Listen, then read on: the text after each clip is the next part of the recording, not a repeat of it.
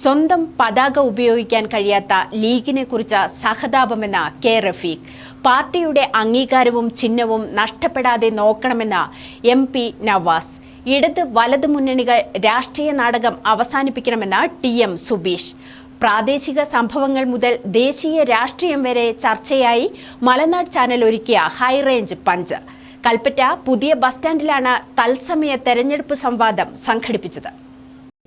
ലോക്സഭാ തെരഞ്ഞെടുപ്പിനോടനുബന്ധിച്ച് മലനാട് channel ഒരുക്കിയ തത്സമയ സംവാദ പരിപാടിയായ ഹൈറേഞ്ച് പഞ്ച് കൽപ്പറ്റ പുതിയ ബസ് സ്റ്റാൻഡ് പരിസരത്താണ് സംഘടിപ്പിച്ചത്. രൂക്ഷമായ വാക്പോരാണ് നടന്നത്. പ്രാദേശിക രാഷ്ട്രീയം തൊട്ട് ദേശീയ രാഷ്ട്രീയം വരെ ചർച്ചയായ പരിപാടിയിൽ ഗണപതി വട്ടവും ലീഗിൻ്റെ പച്ചക്കൊടിയുമെല്ലാം ചർച്ചയായി. രാഹുൽ ഗാന്ധി വയനാട് മണ്ഡലത്തിൽ നടപ്പാക്കിയ വികസന പ്രവർത്തനങ്ങൾ വിശദീകരിച്ച MP നവാസ് ചർച്ചയ്ക്ക് തുടക്കമിട്ടു. അംഗനവാടികൾ, അതുപോലെ തന്നെ കോവിഡിൻ്റെ കാലഘട്ടത്തിൽ പ്രയാസം അനുഭവിച്ച ഓൺലൈൻ വിദ്യാഭ്യാസത്തിൻ്റെ സാഹചര്യം വന്ന സമയത്ത് 350ഓളം വീടുകൾ, അതുപോലെ തന്നെ കോവിഡിൻ്റെ കാലഘട്ടത്തിൽ കമ്മ്യൂണിറ്റി കിച്ചനുകളിലേക്ക് ആവശ്യമായിട്ടുള്ള ഫണ്ടുകൾ ഉൾപ്പെടെയുള്ള, അതുപോലെ തന്നെ കൈത്താങ് പദ്ധതിയിലൂടെ ഭവനരഹിതരായിട്ടുള്ള ആളുകൾക്ക് 54 ഭവനങ്ങൾ ഉൾപ്പെടെ നിരവധിയായിട്ടുള്ള കാര്യങ്ങൾ വയനാടൻ ജനതയ്ക്ക് ചെയ്തു. ഇന്ത്യ മുന്നണിയുടെ പ്രധാനമന്ത്രി സ്ഥാനാർത്ഥിയല്ല രാഹുൽ ഗാന്ധി എന്ന മറുപടിയോടെയായിരുന്നു LDF പ്രതിനിധി കെ റഫീഖിന്റെ തുടക്കം.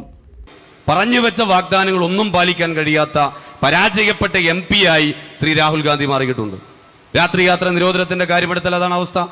വന്യമൃഗശല്യവുമായി ബന്ധപ്പെട്ടുകൊണ്ട് ഒരു തവണ പോലും പാർലമെന്റിൽ പോലും സംസാരിക്കാൻ തയ്യാറായിട്ടില്ല. വയനാടിന്റെ ഏറെക്കാലത്ത് ആഗ്രഹമാണ് വയനാട് റെയിൽവേ എന്നുള്ളത്. അതിനുവേണ്ടി ശബ്ദിക്കാൻ തയ്യാറായിട്ടില്ല. ഈ രൂപത്തിൽ വയനാടിന്റെ ജനങ്ങൾക്ക് മുമ്പിൽ പറഞ്ഞു വെച്ച വാഗ്ദാനങ്ങൾ ഒന്നും പാലിക്കാത്ത ജനപ്രതിനിധിയായി മാറിയിട്ടുണ്ട്. LDFും UDFും രാഷ്ട്രീയ നാടകമാണ് നടത്തുന്നതെന്ന് BJP പ്രതിനിധി TM സുബീഷ്.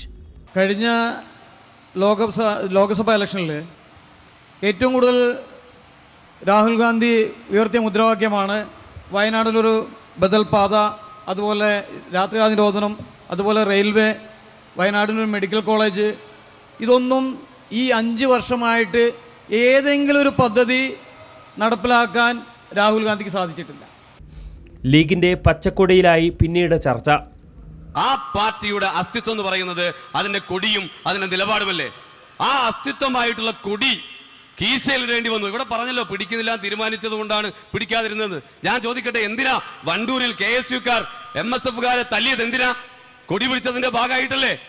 അഴീക്കോട് എന്തിനാ തല്ലിയത്?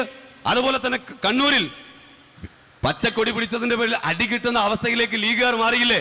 ഇങ്ങനെ ഗതികെട്ട് നിൽക്കേണ്ട അവസ്ഥയുണ്ടോ? ഇവിടെ എന്താ പ്രശ്നം? ഒരു കൊടി പിടിക്കുന്നോ ഇല്ലയോ എന്നുള്ളതല്ല, BJP ഉയർത്തുന്നതാണ്. BJP പറയുന്നു പാകിസ്ഥാൻ കൊടിയാണ് എന്ന്.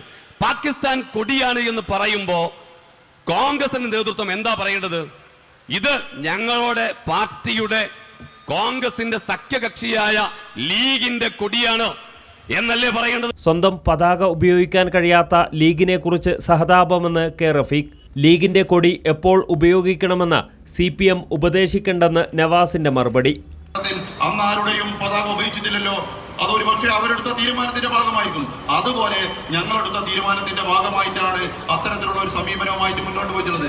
ഞങ്ങളെപ്പം കൊടി പിടിക്കണം, എപ്പം പതാക ഉയർത്തണം എന്നുള്ളത് ഇവിടുത്തെ ഒരു ഇടതുപക്ഷവും CPMകാരനും പറയേണ്ടതില്ല എന്നുള്ളതാണ് ഞങ്ങൾക്ക് സൂചിപ്പിക്കാനുള്ളത്.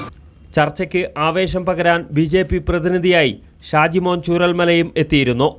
ഗണപതി വട്ട വിവാദത്തിൽ ഷാജിമോൻ ചൂരൽമല മറുപടി നൽകി.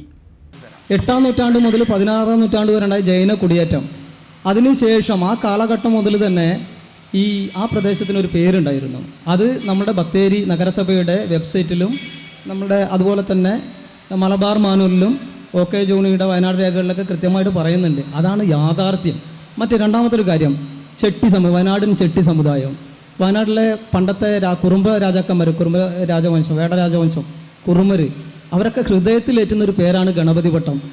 മലനാട് channel executive editor PV Firoz Babu മോഡറേറ്ററായിരുന്നു. NCERT ടെക്സ്റ്റിൽ നിന്നും ഡാർവിൻ്റെ തിയറി ഓഫ് എവല്യൂഷനും മുഗൾ ഹിസ്റ്ററിയൊക്കെ എടുത്ത് മാറ്റുന്നുണ്ടല്ലോ.